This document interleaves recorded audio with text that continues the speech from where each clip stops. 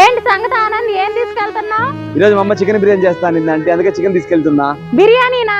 ఏం ఆనంద్, మాకేమన్నా ఉందా లేదా? దాన్ని ఏముందంటే మా ఇంటికి రానంటే మీకంటేనా?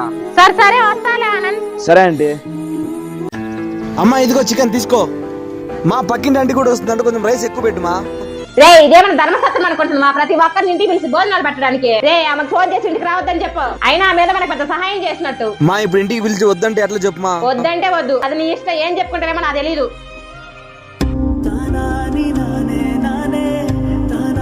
సారీ ఆంటీ, ఈ రోజు ఇంటికి రాకన్నా అంటే. ఏమైంది ఆనంద్? గ్యాస్ అయిపోయిందంటే అందుకే ఈ రోజు మా ఇంట్లో చేయలేదు. అవునా? సరేలే ఆనంద్ అయితే. చా ఆంటీ ఏమనుకుని ఉంటుంది ఏమోనే. ఆనంద్ ఆనంద్, ఏంటి చెప్పండి ఆంటీ. గ్యాస్ అయిపోయింది అన్నావు కదా ఆనంద్, గ్యాస్ తీసుకొచ్చా, తీసుకో. అయ్యో ఉన్నానండి, బిర్యానీ తినిపోదురు. అయ్యా ఆనంద్, నేను నాన్ వెజ్ ఏం తిన్నాను నీకు తెలుసు కదా, అప్పుడే చెప్దాం అనుకున్నాను. ఏంటి సుభాష్, నేను తిన్నాను నీకు కూడా తెలుసు కదా. అవును కదా.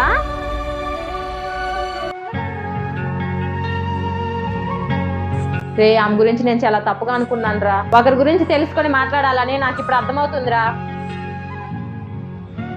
ఈ వీడియో నచ్చినట్లయితే లైక్ చేసి సబ్స్క్రైబ్ చేసుకుంటే నెక్స్ట్ వీడియోతో కలుద్దాం.